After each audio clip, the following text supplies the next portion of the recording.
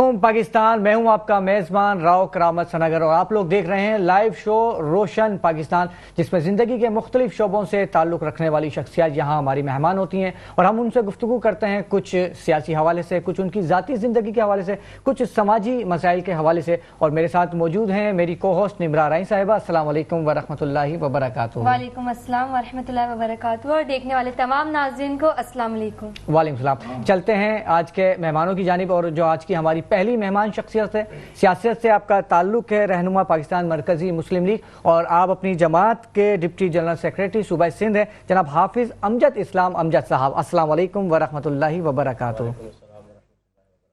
بہت بہت آپ کو ہمارے اس پروگرام میں خوش آمدید۔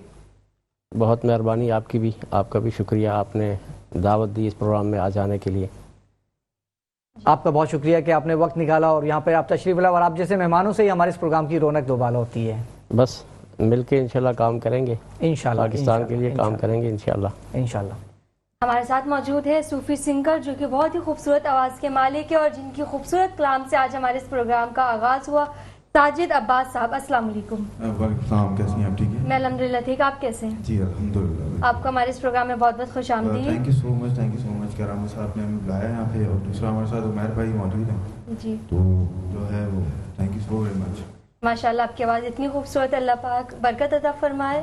اور ساتھ میں موجود ہے عمر عباس صاحب، جو عمر عبداللہ صاحب۔ اور میں ناظرین کو بتاتا چلوں، یہ بہت اچھے کی بورڈسٹ بھی ہیں اور بہت اچھے انسان بھی ہے۔ اور ایک اور بات بتاؤں کہ یہ ہمارے کلاس فیلو بھی رہے ہیں اور یونیورسٹی میں ہم نے ساتھ پڑھا ہے اور ساتھ پورا کراچی گھومے ہیں۔ آپ کو بہت بہت خوش آمدید۔ شکریہ، بہت شکریہ۔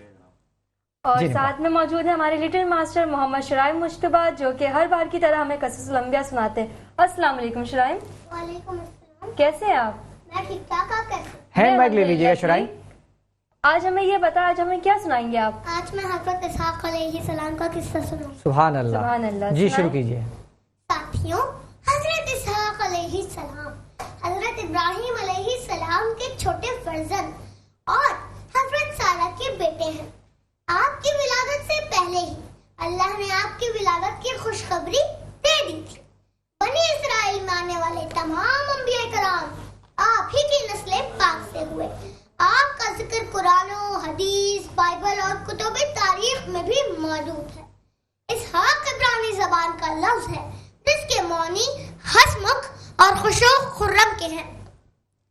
آپ کو یہ سعادت حاصل ہے کہ آپ کی ولادت کے وقت اللہ نے آپ کا نام بھی بیان فرما دیا تھا۔ حدیث مبارک میں آتا ہے کہ آپ حسین و جمیل انسان تھے۔ آپ کے سر اور داڑھی کے بال سفید تھے۔ آپ نہایت خوبصورت گفتگو کرتے تھے۔ آپ سیرت اور صورت میں حضرت ابراہیم علیہ السلام سے بہت مشابہت رکھتے تھے۔ آپ دنیا والوں کو آخرت کی یاد دلاتے اور کثرت سے آخرت کا ذکر کرتے تھے۔ آپ کے دل میں دنیا کی ذرا سی بھی محبت نہ تھی۔ ایک روایت کے مطابق آپ کا نکاح 40 سال کی عمر میں ہوا اور اس کے 20 برس تک آپ کی کوئی اولاد نہ ہوئی۔ آپ نے بہت دعا کی اور اللہ نے آپ کو 2 بیٹوں سے نوازا۔ پیارے ساتھیوں، کیا آپ جانتے ہیں پیارے نبی صلی اللہ علیہ وآلہ وسلم یہ چند کلمات حضرت حسین اور حضرت حسن پر پڑھ کر پھونکتے تھے اور فرماتے کہ یہی چند کلمات حضرت ابراہیم علیہ السلام بھی حضرت اسماعیل اور حضرت اسحاق علیہ السلام پر پڑھ کر پھونکتے تھے۔ ان کلمات کا ترجمہ یہ ہے: اے اللہ، تیری کامل کلمات کے ذریعے میں پناہ مانگتا ہوں ہر شیطان، زہریلے جانور اور ہر بیمار کر دینے والی نظر سے۔ آپ نے 180 سال کی عمر میں وفات پائی۔ آپ کی قبر مبارک حضرت ابراہیم علیہ السلام کے مزار کے نزدیک ہے۔ واللہ اعلم۔ امید کرتا ہوں آپ کو آج کا قصہ اچھا لگا ہوگا۔ ملتے ہیں اگلے ہفتے نئے نبی کے قصے کے ساتھ۔ تب تک کے لیے محمد شرائم کو اجازت دیجیے۔ اللہ حافظ۔ واہ واہ واہ، سبحان اللہ، ماشاء اللہ، کیا بات۔ شرم یہ بتاؤ، اتنا سارا آپ یاد کیسے کرتے ہو؟ اتنا سارا تو ہم سے بھی یاد نہیں ہوتا۔ اور اس کامیابی کے پیچھے فقط والدین کا ही हाथ अब्बू होता पिटाई करेंगे बेटा घर जाओगे तो, सोच लो। सिर्फ वालदा कहाते हैं? वालिदैन बोले अच्छा वालिदैन बोला, वो पहले सॉरी मैं वालिदा माजरत बोलने चाहता हूँ, मैंने नहीं सुना सही से। अल्लाह ताला आपको सलामत रखे। हाफिज़ अमजद, इस्लाम अमजद साहब, आपकी जानिब आऊँगा। माशाल्लाह से आपका ताल्लुक़ जो है पाकिस्तान मरकज़ी मुस्लिम लीग से है, तो सबसे पहले तो मैं चाहूँगा कि आप इस पार्टी का तारुफ कराएं, क्योंकि अभी हमने पिछले चंद दिनों में देखा कि पूरा शहर कराची आपके पैनाफ्लेक्स से भर गया था और हर कोई पूछ रहा था भाई ये कौन सी पार्टी है, कब क़याम में आई, इसका मंशूर क्या है। तो मैं चाहूँगा कि हमारे देखने वाले नाज़रीन जो है इस पार्टी के हवाले से थोड़ी सी मालूमात हासिल कर सकें। जी अस्सलाम वालेकुम। पाकिस्तान मरकज़ी मुस्लिम लीग पिछले कई सालों से अल्हम्दुलिल्लाह इस मुल्क के अंदर काम कर रही है। पाकिस्तान मरकज़ी मुस्लिम लीग दर हकीकत हमारा जो मंशूर है वो हमारी सियासत खिदमत इंसानियत है। हम इंसानियत की खिदमत को लेकर मैदान के अंदर उतरे हैं और पाकिस्तान मरकज़ी मुस्लिम लीग इस वक्त तक इस मुल्क के अंदर और बिलखुसूस कराची के अंदर मुख्तलिफ़ प्रोजेक्ट्स पे हम काम कर रहे हैं और हमारी एक अच्छी खासी अल्हम्दुलिल्लाह तादाद इस कराची के अंदर मौजूद है।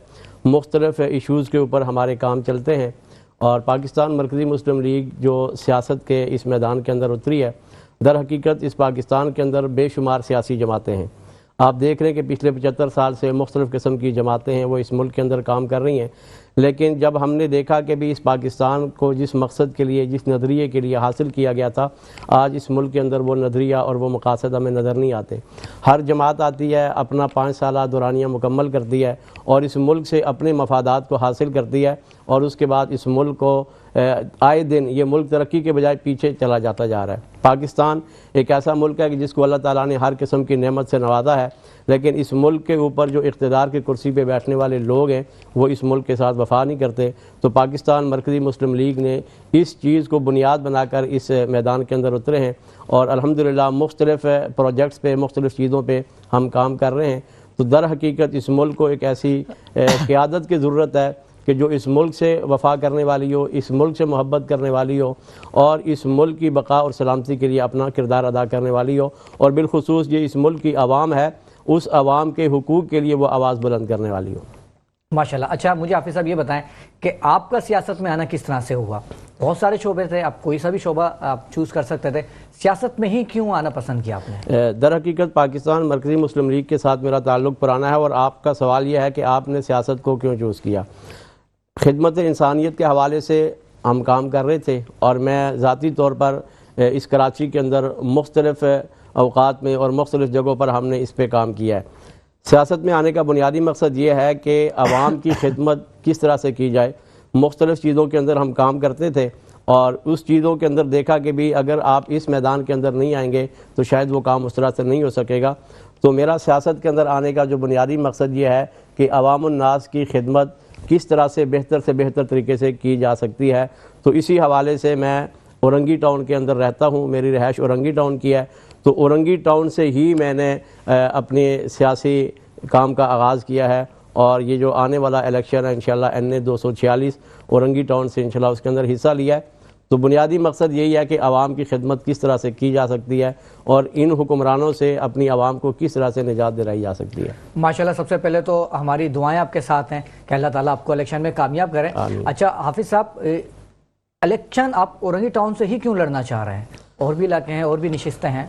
औरंगी टाउन से इलेक्शन लड़ने की जो बुनियादी मकसद है वो ये है कि मैंने आपको बताया कि मेरा घर ही औरंगी टाउन में है, मैं औरंगी टाउन का रहने वाला हूँ और पिछले तकरीबन 75 सालों से औरंगी टाउन को हम देख रहे हैं कि उसके हालात क्या हैं। इस वक्त औरंगी टाउन के अंदर बेशुमार मसाइल हैं, लोड शेडिंग का मसला है, पानी का मसला है कि हमारा जो मेरा घर है वहाँ पर एक साल तक पानी नहीं आता, ठीक है। उसके बाद हम औरंगी टाउन में जाते हैं तो सड़कों का कोई हालात नहीं है, कचरे के ढेर लगे हुए हैं, सेवरेज का मामला है। तो औरंगी टाउन की आवाम की आवाज़ बनने के लिए मैंने औरंगी टाउन से ही फ़ैसला किया, क्योंकि अगर औरंगी टाउन के अंदर बाहर से आकर लोग इलेक्शन में आएंगे तो वो औरंगी टाउन के मसाइल को नहीं जानते। तो वो मेरा हल्का है, मेरी आवाम है, मेरा घर वहाँ पर है, तो मैंने अपनी आवाम और अपने घर और अपने लोगों के लिए आवाज़ को बुलंद करने के लिए औरंगी टाउन का इंतखाब किया। माशाल्लाह। अच्छा गुफ्तगू का सिलसिला आपसे जारी रहेगा, लेकिन इस वक्त हुआ चाहता है एक ब्रेक का और नाज़रीन मिलते हैं एक छोटे से ब्रेक के बाद। वेलकम बैक नाज़रीन। दौरान वक्फा हमें ज्वाइन किया है एंकर पर्सन अंबर जुबैर साहिबा ने। अस्सलाम वालेकुम वरहमतुल्लाहि वबरकातुहू। वालेकुम अस्सलाम। कैसी हैं अंबर? जैसी दिख रही हूँ अल्हम्दुलिल्लाह ठीक माशाल्लाह, देर आए दुरुस्त आए, ऐसा ही बड़ी देर की मेहरबान आते आते हैं। ऐसा ही होता है ऐसी चलें, चीज़ों पे। आपको बहुत बहुत खुश आमदीद, बहुत बहुत वेलकम आपको हमारे प्रोग्राम में। और प्रोग्राम का तो आगाज़ हम कर चुके हैं, बात का आगाज़ आपसे करना चाहूँगा। तो सबसे पहले तो अंबर ये बताएं कि आप किस तरह से मीडिया में आई, आपकी जो एक जर्नी है कंप्लीट, मैं चाहूँगा देखने वाले नाज़रीन को बताएं। मीडिया में एक बात बताऊं, मेरा बचपन से ही शौक था आने का ना, कि मैं न्यूज़ कास्टर सबको बनूं, बचपन से एंकर शौक पर्सन। क्यों होता है? एक्चुअली वो होता है ना आपके अंदर, बचपन में जो चीज़ होती है ना वो आपके अंदर फिर बचपन से लेके बुढ़ापे तक होती है कि आपको ये चीज़ जब तक मिल नहीं जाती तो आप बेचैन रहते हैं। सो मतलब मैं स्टडी भी ऐसे करती थी कि कोई न्यूज़ पढ़ रही हूँ, या मतलब मेरी सारी एक्टिविटीज़ लाइक ऐसी होती थी, रिपोर्टिंग भी करना, इस तरह से रिलेटेड ना। सो फिर आहिस्ता आहिस्ता फिर मैं कहीं और डाइवर्ट हो गई, टीचर भी रह चुकी हूँ मैं, मॉन्टेसरी डायरेक्ट्रेस। और इसके बाद फिर मैंने सोचा कि यार जो बचपन का मेरा ड्रीम था एंकर बनने का वो कहीं खो गया है। फिर जो है पता नहीं क्या हुआ, कोविड के बाद से जो है फिर मुझे लगा कि नहीं, जो मैं बचपन में थी ना, जो मुझे शौक था, मुझे बड़े होके उसी चीज़ पे काम करना चाहिए। फिर मैं एक निजी इदारे में आई, मैंने वो ज्वाइन किया माशाल्लाह से। वहाँ मुझे अब 5 साल होने वाले हैं और बहुत कुछ सीखा मैंने, वहाँ के लोगों ने मुझे बहुत सिखाया, मेरे बॉस ने मुझे बहुत सिखाया। सो अल्हम्दुलिल्लाह अब आपके सामने ही बोल सकती हूँ, सारी चीजें कर सकती हूँ। पर्सन ही बनी रहेंगी या इसके अलावा आपका मॉडलिंग की तरफ भी इरादा है? बिल्कुल, एक्चुअली मुझे लोग जो मेरे साथ मेरे अपने होते हैं ना, वो मुझे कहते हैं मेरा फेस बहुत ज्यादा फोटोजेनिक है।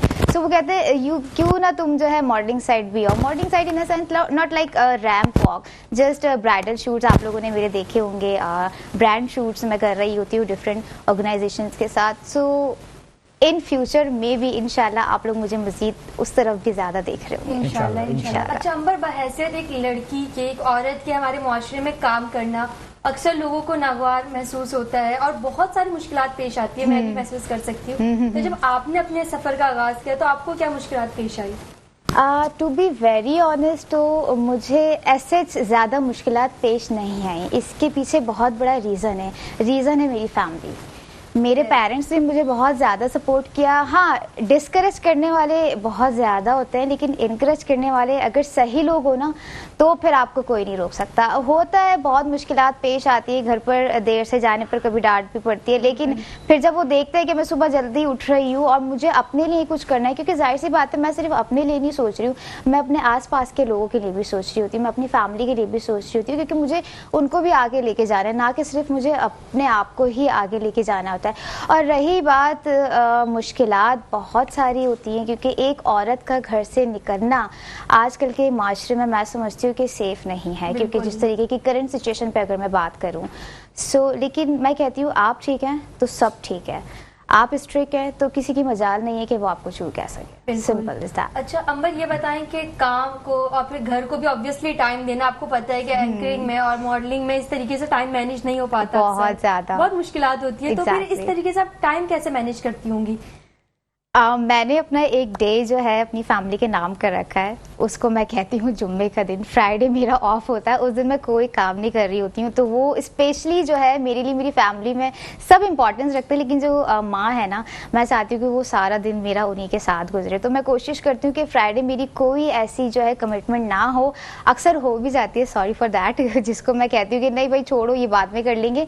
तो फ्राइडे मेरा पूरा होता है, मैं उसको मैनेज करती हूँ। हाँ, समटाइम्स ऐसा होता है कि कोई ओकेजन आ गया या कोई फैमिली इवेंट्स है, सो फिर वो टाइम निकालना पड़ता है, बाकी की चीजें स्किप करनी पड़ती है जब बात आ जाती है फैमिली प्रायोरिटीज की। अच्छा, बिसाइड मॉडलिंग एंड एंकरिंग कोई और हॉबी है जो आपको बहुत ज्यादा पसंद हो या करती हो अक्सर? बहुत सारी है, खाना पीना सोना। इसके अलावा मुझे योगा करना बहुत ज्यादा पसंद है। खाना ज्यादा पसंद है, खाना पकाना? खाना पसंद है, पकाना नहीं। पकाना तो मुझे साल हो जाता है कभी कुछ पका लिया सालों में 2-3 दफा। अगर किसी ड्रामे से आपको ऑफर आई, ड्रामा कर सकती हैं आप? ड्रामा या बचपन से ड्रामे करती आई हैं? मैं खुद ड्रामा हूँ। मैं वही कह रहा हूँ, या बचपन से ड्रामे करती आई हैं आप? नहीं, ड्रामा एक्टिंग का ऐसे शौक नहीं है, लेकिन मुझे हाँ टिकटॉक पे अक्सर मैं कर लेती हूँ, वैसे ड्रामे का इंटरेस्ट ऐसा नहीं है मेरा। मतलब सिर्फ मॉडलिंग का और एंकर पर्सन बनने का शौक? बिल्कुल बिल्कुल। ठीक, साजिद साहब आपकी जानिब आते हैं, तो मैं चाहूँगा आप देखने वाले नाज़रीन को बताएं कि ये जो आप सिंगिंग करते हैं, शौकिया करते हैं, आपका प्रोफेशन है, वो कब से इसका आगाज़ किया? ये बाय प्रोफेशन है बेसिकली। तो ये है कि मैं एक्टिंग साइड भी हूँ, तो ड्रामा वगैरह कर चुका हूँ, मैं कमर्शियल कर चुका हूँ। माशाल्लाह। اور اس کے علاوہ یہ میرا آفیشیل جو تھا کلام یہ میں نے کیا تھا 2022 میں، تو یہ میں نے لانچ کرایا تھا میک پروڈکشن سے بیسیکلی نا. تو اس کے علاوہ جو ہے وہ دیکھا جائے تو میں بینکنگ سائڈ پہ بھی ہوں، بائی پروفیشن ایک بینکر ہوں ایکچولی نا. ماشاءاللہ. تو یہ ہے سر. اچھا مطلب کی بورڈز بھی بینکر ہے اور آپ بھی بینکر ہیں. بینکرز کی جوڑی اچھی ہے. تھینک یو سو مچ. عمر صاحب آپ کی جانب آتے ہیں، کب سے آپ یہ کی بورڈسٹ کا کام کر رہے ہیں؟ یہ بھی آپ کا شوق ہے، اس کو شوقیہ ہی چلا رہے ہیں ابھی تک؟ مجھے 15 سے 20 سال ہو گئے اس پروفیشن میں، اور میرا بینڈ ہے جذبہ بینڈ کے نام سے، اس کو میں خود لیڈ کر رہا ہوں. اور میرے پاس جو ہے کمپلیٹ اس کا جیمنگ وغیرہ شوز وغیرہ ایونٹس وغیرہ ہوتے ہیں. یہ ہے ماشاءاللہ. مطلب 15-20 سال ہو گئے آپ کو، پیدا ہونے سے پہلے لگا آپ نے یہ کیا تھا. کیا بات ہے، زبردست. اچھا امجد اسلام امجد صاحب آپ کی جانب آتے ہیں.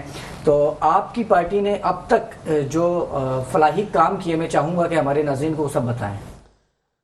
پاکستان مرکزی مسلم لیگ، سب سے پہلے تو میں آپ کو یہ بتاؤں کہ پاکستان کے اندر الحمدللہ یہ وہ واحد جماعت ہے کہ جس کو آپ سمجھ لیں کہ پورے پاکستان کی جماعت ہے.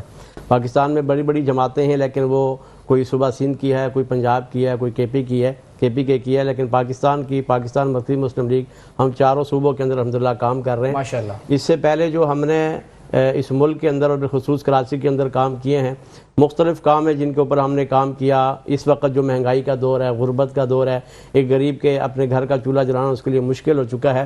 تو ہم نے اس مہنگائی کے دور میں اپنی عوام کو ریلیف دینے کے لیے عوامی سہولت بازار کا ہم نے الحمدللہ افتتاح کیا، اور بڑے بڑے ہمارے عوامی سہولت بازار لگائے جہاں پر لوگوں کو بہت کم ریٹ پہ ان کو کھانے کے لیے جو راشن ہے وہ فراہم کیا گیا. اس کے بعد ہم آگے آتے ہیں تو ہم نے اس کراچی کے اندر مختلف جگہ پر سستی روٹی تندور کا ہم نے الحمدللہ کام کیا، جس میں 10 روپے کی روٹی ہم عوام کو فراہم کر رہے ہیں.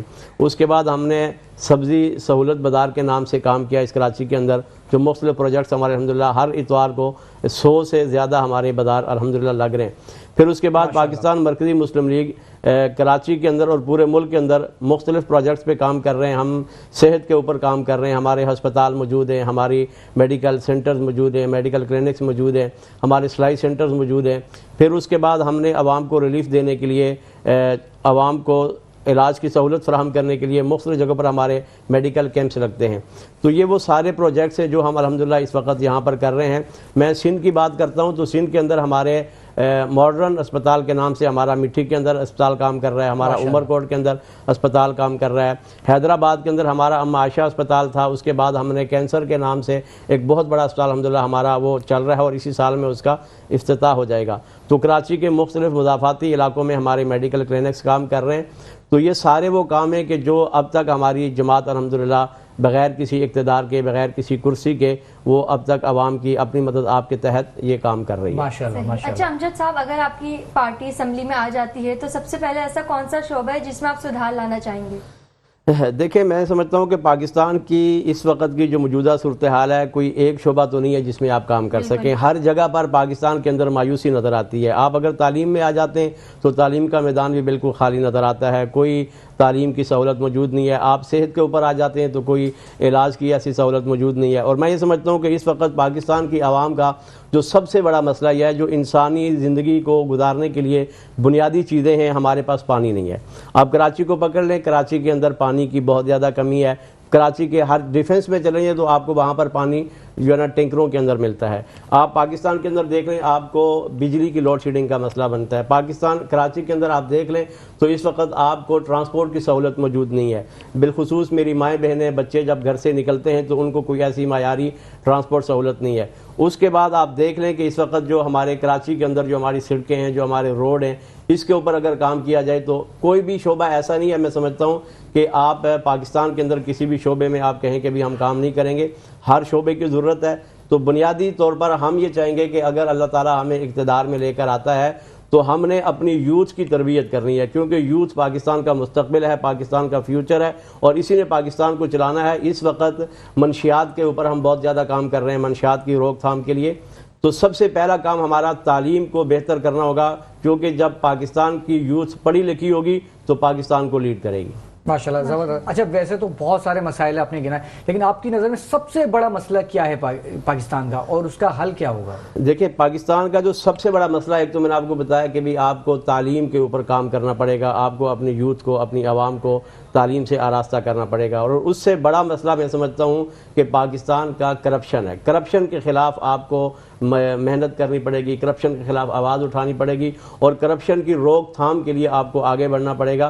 पाकिस्तान का सबसे बड़ा मसला इस वक्त करप्शन है। हम देख रहे हैं कि पाकिस्तान आए रोज़ पीछे जा रहा है, ऊपर बैठे हुए जितने भी हुक्मरान हैं, और ये करप्शन सिर्फ हुक्मरान नहीं है, मैं ये समझता हूँ कि हर तबका इसके अंदर करप्शन कर रहा है। एक सब्ज़ी फरोश है वो भी करप्शन कर रहा है, एक फ्रूट का ठेला लगा रहा है वो भी करप्शन कर रहा है, हर जगह पर करप्शन मौजूद है। तो आपने अगर करप्शन के ख़िलाफ़ अपनी आवाज़ को मजबूत कर लिया, करप्शन को रोकने में कामयाब हो गए, तो पाकिस्तान को आगे बढ़ने से कोई भी नहीं रोक सकता। तो ये तो हाफिज़ साहब वाली बात नहीं हो गई, जैसी आवाम वैसे हुक्मरान। अगर एक सब्जी फरोश भी करप्शन कर रहा है तो फिर उसके हुक्मरान तो सही है ना, वो करप्ट ही है। देखिए, ये तो आपने जो बात की है, ये तो हदीस रसूलुल्लाह सल्लल्लाहु अलैहि वसल्लम है कि जैसी आवाम होगी वैसे हुक्मरान होंगे, लेकिन आवाम को बदलना है ना।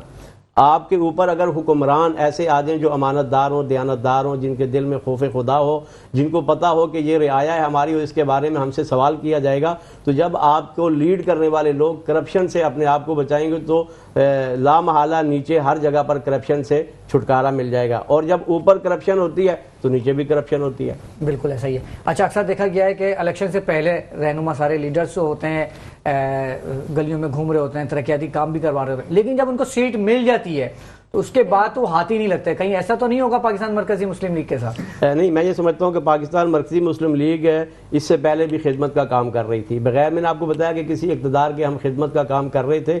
और पाकिस्तान मरकजी मुस्लिम लीग का जो सबसे अच्छा जो काम है ना, वो ये है कि हमने आम बंदे को इंतखाब के अंदर नॉमिनेट किया है। आम बंदे को हमने कहा कि आप आएँ जो खिदमत का जज्बा रखता है। जिन लोगों की आप बात कर रहे हैं वो पहले से उनका एक ही जहन होता है कि भाई हमने इक़्तिदार पे आना है, कुछ इन्वेस्ट करना है, इलेक्शन से पहले आकर जो है ना हमने कुछ ऐसे काम करने, उसके बाद जब इलेक्शन हो गया, जीत गया, तो उसके बाद इलाके के अंदर नज़र ही नहीं आना। मैं ये समझता हूँ कि पाकिस्तान मरकजी मुस्लिम लीग का कोई भी उम्मीदवार है, हमने कोशिश की है कि हम निचले तबके से अपने भाइयों को उठाएं, अपने उम्मीदवारों को उठाएं जो इलाके के मसाइल को समझते हो। मैंने आपको मिसाल दी कि मैं कौमी असम्बली के इलेक्शन में हूँ, औरंगी का रहने वाला हूँ। मेरे नीचे PS 120 का उम्मीदवार है, वो भी औरंगी का रहने वाला है। PS 121 का उम्मीदवार है, वो भी औरंगी का है। और वो बंदा है कि जो औरंगी के मसाइल को समझता है, जिसके घर के मसले वो पूरी औरंगी के मसले हैं। तो जब हम खड़े होंगे तो हम इंशाल्लाह अपनी आवाम के साथ ही उस इलाके में खड़े होंगे। तो पाकिस्तान मरकजी मुस्लिम लीग इसी बुनियाद पर काम कर रही है कि हम इक़्तिदार में हों तब भी आवाम का काम करेंगे, इक़्तिदार में ना हो तब भी इंशाल्लाह आवाम का काम करेंगे। बहुत ज़बरदस्त बात कही आपने। अच्छा अंबर, सियासत से कोई आपका लगाव है? बहुत ज़्यादा नहीं है। अच्छा, अगर आपको वज़ीर आज़म बना दिया जाए तो सबसे पहले क्या आप क्या इकदाम लेंगे, क्या कदम उठाएंगे आप? अगर मुझे वज़ीर आज़म बना दिया जाए, पहले ये बताएं कौन से मुल्क का?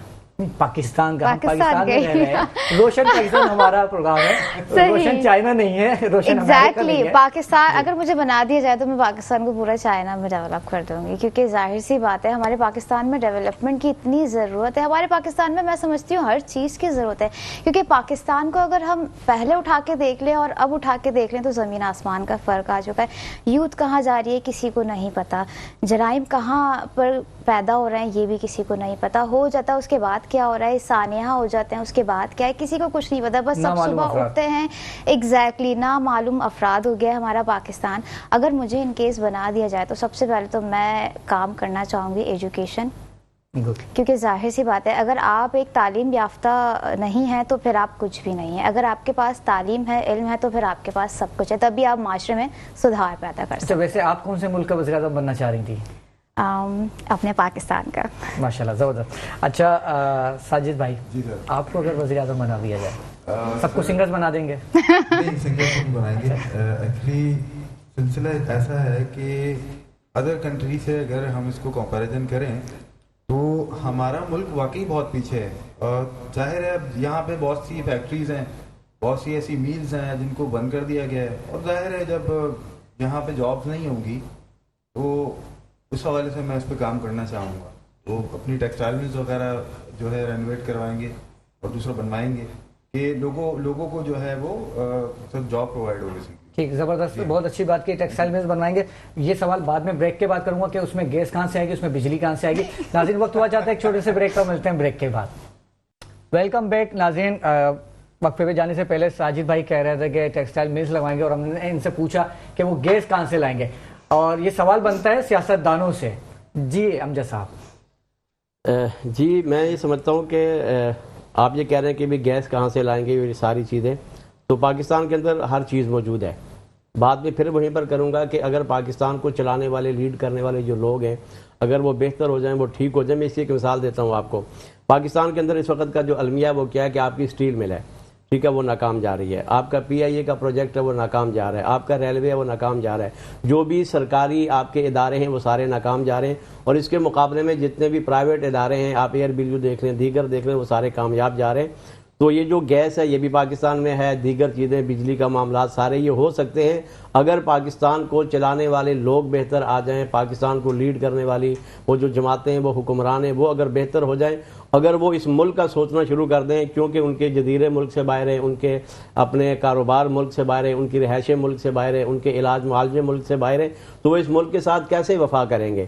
تو میں یہ سمجھتا ہوں کہ یہ سارے کام اس ملک کے اندر ہو سکتے ہیں اگر ہمارے تھر پارکر میں دیکھ لیں, وہاں پر کوئلہ ہے. بلوچستان کے اندر آپ دیکھ لیں, اس ملک کو اللہ نے ہر چیز دی ہے, صرف اس ملک کو چلانے والے لوگ بہتر ہو جائیں. اور پاکستان مرکزی مسلم لیگ یہی منشور لے کر آئی ہے کہ اس ملک کی عوام کو ریلیف کیسے فراہم کیا جا سکتا ہے. اس کے لیے آپ کو چہرے بدلنے ہوں گے, اس کے لیے آپ کو قیادت بدلنی ہوگی, اس کے لیے آپ کو اس ملک کے اندر ایک ایسی جماعت کو, ایک ایسی قیادت کو لا کر بٹھانا ہوگا کہ جو اس ملک سے محبت کرنے والی ہو اور اس ملک کی عوام کو اپنی عوام سمجھے. یہ نہیں کہ وہ جائیں اور جب الیکشن کا دور ہو تو وہ واپس آ جائیں, اور الیکشن کے بعد بھی حالات خراب ہوں تو وہ واپس جا کے باہر بیٹھ جائیں. ان کا جینا بھی پاکستان میں ہو, ان کا مرنا بھی پاکستان کا ہو. پاکستان مرکزی مسلم لیگ کی قیادت, ہمارا جینا بھی پاکستان میں ہے, ہمارا مرنا بھی پاکستان میں ہے. ہم پاکستانی ہیں, پاکستان میں رہیں گے اور پاکستان کے لیے کام کریں گے. جب ماشاءاللہ چہرے بدل رہے ہیں, سب کچھ بدل رہے ہیں, ایسا تو نہیں امجد صاحب آپ بھی کوئی نیا پاکستان لا رہے ہوں, یہ پرانے پاکستان کی ہی مرمت کریں گے؟ دیکھیں, پاکستان مرکزی مسلم لیگ ہم نے نام اس لیے رکھا ہے کہ پاکستان جو تھا, جس نظریے پہ بنا تھا, جو پرانا پاکستان تھا, اسی پاکستان کو اسی بنیادوں کے اوپر کھڑا کریں. نئے پاکستان کے ہم نے بڑے نعرے سنے ہیں اور انہوں نے نیا پاکستان بنانے کے لیے پتہ نہیں کیا سے کیا کر دیا ہے, لیکن پاکستان وہی ہے جو پاکستان بنا تھا, جس نظریے پہ بنا تھا. اسی نظریے پر اس پاکستان کو کھڑا کرنا, اسی کے اندر پاکستان کی بقا ہے, اور پاکستان مرکزی مسلم لیگ اسی نظریے کو لے کر اس سیاست کے اندر اتری ہے. اچھا راؤ, آج کل ایک مسئلہ یہ بھی ہو رہا ہے, ہم دیکھتے ہیں کہ نئی نوجوان جو ہے جب ووٹ دینے کی باری آتی ہے تو کہتے ہیں ہمارے بڑے جن کو ووٹ دے رہے ہیں ہم بھی انہیں ووٹ دیں گے. وہ یہ نہیں دیکھتے انہوں نے شاید پہلے کام کیا تھا, اب ان کی کیا کارکردگی ہے وہ نہیں دیکھتے. بس ان کے ایک مائنڈ سیٹ بنا ہوا ہے کہ ہمارے بڑوں نے انہیں ووٹ دے دیا, ہم بھی انہیں ووٹ دیں گے. یہ نہیں دیکھنا کہ وہ کام کر رہی ہے یا نہیں کر رہی ہے. آئی تھنک ایسا نہیں ہونا چاہیے. ہمیں پہلے دیکھنا چاہیے کہ ملک کے لیے کون سی پارٹی ہے جو اس وقت کام کر رہی ہے. اچھا, آپ تو یہاں کہہ رہی ہیں کہ بڑوں کو دیکھتے ہیں, یہاں تو ایک بریانی کی پلیٹ پہ ووٹ بک جاتے ہیں. بس یہی المیہ ہے ہمارے اس ملک کا. میں سمجھتا ہوں کہ عوام کو ہمارا جو منشور ہے اور ہمارا جو بیانیہ ہے وہ ہے کہ شعور کو ووٹ دو. بھئی آپ بریانی کے اوپر نہ جائیں, آپ اپنے چھوٹے چھوٹے مفادات کے لیے اپنی عوام اور ملک کے مفاد کو ٹھیس نہ پہنچائیں. آپ شعور کو ووٹ دیں, یعنی کہ سوچ کر سمجھ کر اپنے مستقبل کو سیو کرنے کے لیے, اپنے علاقے کے مسائل کو حل کرنے کے لیے آپ اس مرتبہ سوچیں کہ بھی ہم نے ووٹ کس کو دینا ہے. آپ نے اس سے پہلے مختلف نعرے سنے, مختلف دعوے سنے, مختلف جماعتوں کو آزمایا. ہم اپنی پاکستانی عوام کو یہ پیغام دینا چاہتا ہوں آپ کے توسط سے کہ پاکستانی عوام اس وقت اگر پاکستان مرکزی مسلم لیگ کے امیدواروں کو سپورٹ کرے گی, کرسی کے انتخابی نشان کو اگر ووٹ ڈالے گی, تو ہم اپنی عوام کو یہ یقین دلاتے ہیں کہ انشاءاللہ ہم پاکستان کو سیو کریں گے, پاکستان کو محفوظ کریں گے, پاکستان کی عوام کے مسائل کو انشاءاللہ حل کرنے کی کوشش کریں گے. آپ نے حلقے کی عوام اورنگی ٹاؤن کے لوگوں کو کچھ کہنا چاہیں گے ہمارے پلیٹ فارم سے؟ اورنگی ٹاؤن کی عوام کو میں یہ ضرور کہوں گا کہ اورنگی ٹاؤن والے یہ بات ذہن میں اپنے بٹھا لیں کہ اورنگی ٹاؤن کے مسائل کا حل انشاءاللہ پاکستان مرکزی مسلم لیگ میں ہے, کرسی کے انتخابی نشان میں ہے. میں اپنی عوام کو یہ میسج دینا چاہتا ہوں کہ اس سے پہلے آپ نے بہت ساروں کو آزمایا, اس مرتبہ ہمیں آزمائیں. ہم بدلیں گے تو اورنگی بدلے گا. کیا بات ہے, ہم بدلیں گے تو اورنگی بدلے گا. جب تک ہم نہیں بدلیں گے اورنگی نہیں بدلے گا، اور اورنگی کے یہ مسائل اسی طرح رہیں گے۔ اورنگی کے بہت بڑے مسائل میں سے ایک مسئلہ بہاری قوم کے شناختی کارڈ کے بننے کا ہے، ہم انشاءاللہ اس کے اوپر کام کریں گے، اور جتنے بھی اورنگی ٹاؤن کے مسائل ہیں انشاءاللہ ان کو لے کر میدان میں اتریں گے۔ میں آپ کے توسط سے اورنگی ٹاؤن کی عوام کو یہ میسج دینا چاہتا ہوں، پیغام دینا چاہتا ہوں کہ آپ اس مرتبہ پاکستان مرکزی مسلم لیگ کا ساتھ دیں۔ میں اورنگی کا بیٹا، اورنگی کا رہنے والا، اپنی عوام کے لیے کھڑا ہوا ہوں، اگر انشاءاللہ وہ میرا ساتھ دیں گے تو اورنگی کے مسائل کو انشاءاللہ ہم حل کریں گے انشاءاللہ۔ عمبر، کوئی زندگی کا یادگار واقعہ آپ کا؟ بہت سارے واقعے بہت سارے کا ٹائم نہیں ہمارے پاس، ایک بتا دیں آپ۔ مطلب میں یہ سمجھتی ہوں ابھی یادگار واقعہ وہ میرے ساتھ چل ہی رہا ہے، کیونکہ آئی ڈونٹ نو میری لائف سڈنلی چینج ہوتی جا رہی ہے، ماشاءاللہ سے کام اتنا سارا آتا جا رہا ہے۔ ایک ٹائم ایسا تھا کہ میں بہت ہی فارغ ترین تھی، لیکن اب ایسا ہوتا ہے کہ مجھے میرے لیے بھی ٹائم نہیں چل رہا، تو میں سمجھتی ہوں، مجھے اس کا اندازہ ہے، میں ناظرین کو بتاتا چلوں کہ 8 مہینے پہلے ہم نے ان سے ٹائم مانگا تھا اور آج انہوں نے ٹائم دیا ہے۔ بہت شکریہ، آپ نے ٹائم مانگا، and thanks to me too کہ میں نے آپ کو ٹائم دے دیا۔ تو میں کہہ رہا ہوں بہت بہت شکر گزار ہوں میں۔ بس خیر، میری پوری زندگی میرے لیے بہت یادگار ہے۔ واقعہ کوئی نہیں سنا رہی آپ؟ واقعہ ہے بہت سارے ہیں راؤ صاحب، اگر میں بتانے شروع ہو جاؤں یہ ٹائم اجازت نہیں دے گا۔ پھر آپ کوئی دیکھنے والے ناظرین کو پیغام دے دیں۔ میں یہ پیغام دینا چاہوں گی، جیسے کہ آپ کی تھیم ہے روشن پاکستان، تو ہمارے پاکستان کو واقعی روشن ہونے کی بہت ضرورت ہے۔ میں تمام دیکھنے والوں سے یہ کہنا چاہوں گی کہ پہلے تو آپ اپنے اندر تلاش کریں کہ کہیں روشنی وہ آپ کے اندر تو نہیں جو ہمارے پاکستان کو روشن کر سکے۔ بہت بہت شکریہ آپ کی آمد کا۔ آپ تمام مہمان کی آمد کا بہت بہت شکریہ۔ پروگرام کا وقت اپنے اختتام کو پہنچتا ہے، امید ہے ناظرین آپ کو آج کا پروگرام بہت پسند آیا ہوگا۔ آپ ہمارے اس پروگرام کو فیس بک پیج روشن پاکستان اور یوٹیوب چینل میٹرو 1 نیوز پر ملاحظہ فرما سکتے ہیں۔ جب تک کے لیے مجھے اور راؤ کرامت کو اجازت دیجیے۔ السلام علیکم ورحمۃ اللہ وبرکاتہ۔ لیکن جانے سے پہلے ساجد صاحب کی خوبصورت آواز میں ایک کلام علی رضی اللہ تعالیٰ عنہ۔